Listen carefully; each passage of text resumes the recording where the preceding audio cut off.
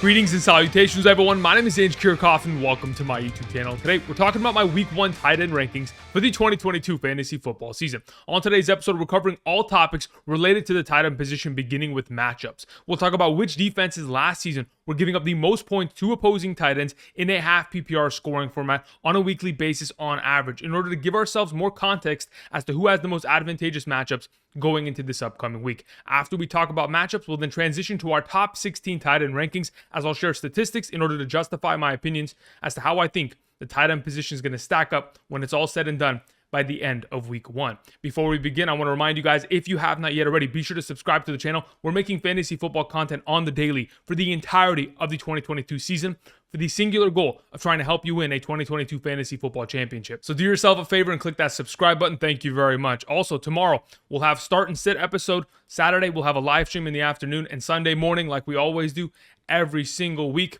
Sunday morning, 8 a.m. to 10 a.m. Pacific Standard Time kickoff with Kirchhoff. I'll have all updated rankings at the running back, wide receiver, tight end, quarterback positions ready to go to help you set your lineups before kickoff. Thank you very much. Now, with all that upcoming content, for those of you who just can't get enough fantasy football, be sure to check out Underdog Fantasy. Again, if you're trying to continue to play, whether it's tonight's Thursday night knockout contest, Rams versus Buffalo Bills, you draft players, see who ends up having the highest scoring lineup, you can do that. You can go ahead and check out their weekly pick'ems, where you're picking higher or lower on a given stat. If you put together a 5-player pick'em slip and get them all correct, you get 20 times your overall bet. Be sure to check them out when you go ahead and do so by clicking on the link down in the description. Use promo code Andrew. When you make a first-time deposit while using promo code Andrew, you will get a first-time deposit match up to $100. So go ahead and check that out. Thank you very much. All right, let's get into talking about the tight end position, beginning with matchups for Week 1. Of course, as you can see on screen, this is very similar to what we've talked about in the last couple of days in terms of how defenses played against opposing tight ends and how many points they were giving up on a per-week basis on average in a half PPR scoring format. As you can see, the Philadelphia Eagles at the top of the list were giving up 13.78 fantasy points per game to opposing tight ends. Now, on the other end of the spectrum, the New England Patriots, Bill Belichick, always likes to lock down opposing tight ends. He found a lot of success in doing so, only giving up 5.35 fantasy points per game on average to those opposing tight ends from weeks 1 through 18 of last year. Now, though this information is here to help, ultimately there have been a lot of changes to these defenses. Players moving from team to team, trades happened, retiring, players have gotten injured, players have been drafted in the 2022 NFL draft. So if you go ahead and take the information to the very right, those are the average grades of defenders that typically cover tight ends, and based on their coverage grades of last season, what these teams look like in terms of their ability to be able to cover the tight end position. The Atlanta Falcons, Pittsburgh Steelers, Detroit Lions having the lowest grades, while the Green Bay Packers, Cleveland Browns, Tennessee Titans are at the top. Now, if you go ahead and take all this information into account, of course, we'll get a little bit of a better idea as to what these matchups have in store for us going into Week 1 of our 2022 season. So let's go ahead and let's transition exactly to that, talking about players, their matchups, and how said matchups could be extremely advantageous or could have us worried going into Week 1. So let's start with Mark Andrews, the stud tight end, the number 1 overall tight end in 2021, who could very easily retain that standing at the top of the tight end list. So he has an opportunity of taking on the New York Jets. We've talked about this. The New York Jets as a defense have not been able to cover the opposing tight end position in the last couple years. Now, to be totally honest, Mark Andrews is probably going to be one of those tight ends that has another great performance against this defense. And the reason why is because they continue to give him more and more opportunity, whether that's in snaps or whether that's in targets. Those numbers continue to creep up, which continues to elevate his overall baseline of fantasy production. Last season, when he was given opportunities to play 70+% of the snaps, he obviously dominated. But when you look at his entire career, 2019 through 2021, when he's played 70+% of the snaps, he's averaged 14.81 fantasy points per game. He's done that 17 times in his total career, but 12 times last season. Obviously, we all remember he had 153 total targets last season. If those numbers continue to trend in that direction, where he's nearly averaging 9 to 10 targets in a singular game, especially with Lamar Jackson returning finally, we absolutely have an opportunity here for Mark Andrews to exactly show his value by producing a tight end 1 week here in Week 1. Moving on, let's talk about Travis Kelce. Of course, he takes on the Arizona Cardinals. They were actually quite good against the tight end position last year. Obviously, they've made some changes down in the secondary and at the linebacker position, which is going to change some things. But ultimately, Travis Kelce is an automatic play. We know this. Again, when Tyreek Hill has been out of the lineup, in the 7 games where Travis Kelce has been active and Tyreek Hill was out or left early with an injury, Travis Kelce's been averaging 13.43 fantasy points per game in those circumstances. And going into the 2022 year as the primary number one focus of this offense, he'll obviously be the number one focus of every defense, as defenses are going to try to lock him down and prevent him from doing anything because they know that he is Patrick Mahomes' number one receiving threat. Even with that being the case, it's going to be extremely difficult because the amount of opportunity he continues to get is unbelievable. The fact that in 53 of his last 63 games, that's 80% of the time, he has had 5 or more receptions. In games in which he's had 5 or more receptions, this guy's averaging 16.79 fantasy points per game. And like I was talking about earlier with Mark Andrews playing more and more every season, Travis Kelce's always been on the field consistently. Since 2018, he's never played a game of less than 70% of the offensive snaps. He's going to be on the field the entire time. He's going to be the number one receiving threat. He's going to get the job done. Moving on to Darren Waller, our number 3, with a fantastic matchup against the Los Angeles Chargers. They have demonstrated over the last 2 years that they've had a problem being able to stop Darren Waller. In fact, Darren Waller, in the last 2 seasons against the Los Angeles Chargers, in the 4 games that he played, has averaged 13.1 fantasy points per game against them. Now, if you want to go ahead and take a deeper dive into those statistics, overall, in 4 games, he was able to garner 38 total targets. Now, the last time he played against this team, week 18 of the 2021 season, he was coming right off of his injury, only had 2 catches on 9 total targets. So majority of his stats were from the prior 3 games against the Los Angeles Chargers, 2 in 2020 and 1 early in 2021. In all 3 of those contests, he was able to get himself a receiving touchdown and find a lot of success. Now that you go into this week's matchup, of course, it's going to be a higher scoring contest between these 2 teams. You have Josh McDaniels and his influence from New England. Of course, we saw them use the tight end position a lot down in the red zone last season with Hunter Henry. Of course, back in the day with Gronk with the New England offense, we could very easily see a healthy Darren Waller crossing the field, making a lot of plays this upcoming week for the Las Vegas Raiders. All right, let's go to move on. Let's talk about Kyle Pitts. He takes on the New Orleans Saints, and the entire Atlanta Falcons team, in my opinion, are in trouble this week. This matchup is extremely difficult. Dennis Allen, he runs a tight ship over there for that defense. As the defensive coordinator and now the head coach of this team, the New Orleans Saints are definitely going to be a handful, but Kyle Pitts is still a freak athlete and he's going to make plays. Now, last season in the 2 games that he took on the New Orleans Saints, he only put up 7.7 and 1.8 fantasy points. That 1.8 fantasy point performance was in week 18. He was pretty much hampered by the hamstring injury that he sustained the week prior against the Buffalo Bills, as he was on the field purely to break records as a rookie tight end. And he was able to do so, so congratulations to him. But nonetheless, when I looked at the Saints defense as a whole last season, they never gave up more than 5 receptions or 62 receiving yards to a singular tight end. It is going to be extremely difficult to be able to get the ball to Kyle Pitts and consistently get him fantasy points if, in fact, Marcus Mariota is under pressure and his defense is keying in on stopping him. Now, even with that said, we're starting Kyle Pitts, but again, like I've demonstrated on screen, this is going to be a more difficult matchup than other tight ends have to face this week. That being said, Marcus Mariota in his career as of late, in the last 57 starts that he has had at the quarterback position, he's targeted his tight ends 8.3 times per game. Hopefully that gets to 10.3, 11.3, and he is funnel targeting Kyle Pitts in order to elevate his overall play this upcoming week. Moving on to Dalton Schultz, our number 5. Schultz taking on the Tampa Bay Buccaneers is a perfect matchup. Now that you no longer have Amari Cooper, Cedric Wilson, and Blake Jarwin, we open up a lot of opportunity. Now, the last time took on this defense, of course, Dak Prescott was throwing the ball 58 times, over 400 yards, all that kind of jazz. Yet, Dalton Schultz was only able to get himself 7.5 fantasy points. But in terms of opportunity, it was still great. 6 targets leading to 6 receptions, 45 receiving yards. While Blake Jarwin, his accompanying tight end, had himself 4 targets, 3 receptions, 20 receiving yards. As a whole, the tight end position in that game for the Dallas Cowboys, 10 targets, 9 receptions, 65 yards. If we're able to get anything remotely close to that, because of the target opportunity that is available due to the fact that, again, the Dallas Cowboys don't have many other receiving options to throw the ball to, Dalton Schultz should be able to step up and have himself a great week 1 against Tampa Bay's defense that truly has struggled in terms of covering opposing tight ends. Let's move on to TJ Hockenson of the Detroit Lions, taking on the Philadelphia Eagles. This, in my opinion, is a 5-star matchup. Last season, the Philadelphia Eagles were giving up the most points to opposing tight ends on a per-week basis in a half PPR. In fact, the last time TJ Hockenson had an opportunity of taking on the Philadelphia Eagles last season, he absolutely went off. Had himself a total of 11 targets, leading to 10 catches, 89 receiving yards, 13.9 half PPR points. Now, if it wasn't for the injury that TJ Hockenson later sustained in that season in 2021, this guy was going to be a top 5 tight end. With Jared Goff, he averages 10.44 fantasy points per game, and in 8 of the last 11 games that he has played, he has had 8 or more targets. We know he is going to be a vital part of this offense. Their head coach, Dan Campbell, is a former tight end in the NFL and tight ends coach in the NFL.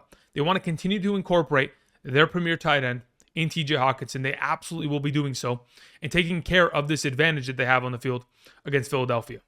Now, on the other end of this matchup, of course, we have the Philadelphia Eagles tight end, Dallas Goedert, taking on the Detroit Lions defense that really cannot stop tight ends either. Last season, giving up 11.48 fantasy points per week on average.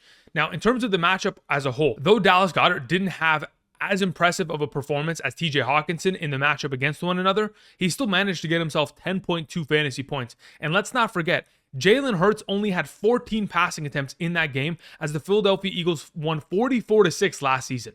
So if in fact we take into account the fact that Jalen Hurts threw the ball 14 times and Dallas Goedert accounted for 7 of those targets that led to 6 receptions and 72 receiving yards, 50% target share in that given week. If the Eagles get remotely close to that number this upcoming week, even in any regard, of course, Dallas Goedert is going to be an incredible play. I think even if he ends up with another 7 targets this week, because they don't throw the ball much, because the running game is going to be so successful against the Detroit Lions front, I still think he's going to be a fantastic option in fantasy. Must start. Let's move on to Dawson Knox, our number 8, taking on the Los Angeles Rams tonight. I think Dawson Knox is in a perfect position to succeed, but the only issue is how much opportunity is he going to have? We all know that Cole Beasley and Emmanuel Sanders are gone. Isaiah McKenzie is dealing with an injury, currently questionable, most likely going to play, but at what capacity? If Dawson Knox is asked to step up and make plays and be the primary receiving threat outside of Stephon Diggs and Gabriel Davis, then he should see a far greater total of targets tonight. Now, ultimately, last season, the biggest difference maker between a great week and a terrible week for Dawson Knox was purely touchdowns. Let's not forget, last season, Dawson Knox had 9 of his 15 total games consist of less than 4 total receptions. If you're getting into a conversation of, hey, can I trust this player in a PPR, half PPR? The receiving work isn't the biggest difference maker. It's whether the yards and the touchdowns are going to be there. Last season, inside the 10-yard line, he had 10 targets lead to 4 receiving touchdowns. Now, when we take into account that Cole Beasley and Emmanuel Sanders are no longer going to be active participants in this offense, it's going to elevate his numbers, but you got to remember, this is still a tougher defense to play against. The matchup isn't as favorable yet. I'm hoping Dawson Knox down in the red zone, even if he ends the night with 3 catches for 15 yards and a receiving touchdown. That's all I'm asking for. Get the job done, Dawson.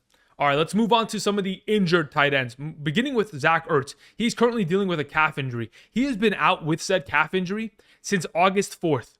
Okay, this has been something that has definitely bothered him. He's going into his 10th year in the National Football League. That age number creeping up only makes it that much more difficult for him to stay healthy.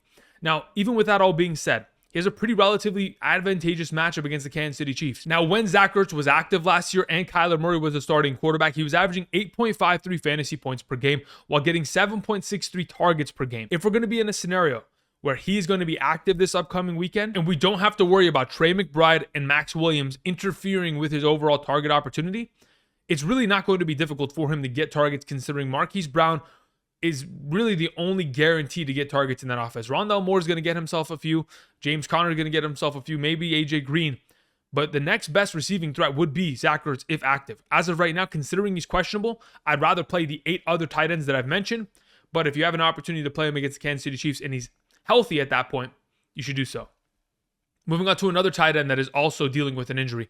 He had himself a little bit of a groin injury on Monday, and that is super concerning considering he hasn't practiced since. If in fact George Kittle is going to miss this upcoming week, then you need to have a contingency plan. Hopefully some of the players that I mentioned later on in today's episode can fill in for you, potentially available on your waivers. But again, we know how George Kittle works. He's always going to miss a couple games every year. As long as he's healthy and ready to go in future weeks, we'll be fine. But let's say, for example, George Kittle does play this week. He somehow gets in a full practice later today or Friday. Maybe Saturday he's able to participate in the walkthroughs and they give him full clearance. At that point, you have to start him. He's one of your studs. And that's what we're going to do in week 1. We're going to start our studs. Even if it's a difficult matchup in any regard, we know how much success he can find. I mean, when he came back from his injury last season, the guy was nearly averaging 13 half PPR fantasy points per game.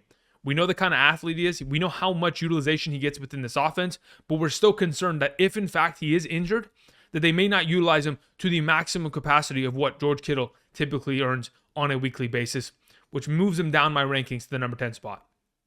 Moving on to number 11, we have Pat Freiermuth. Listen, Pat Freiermuth is a fantastic tight end.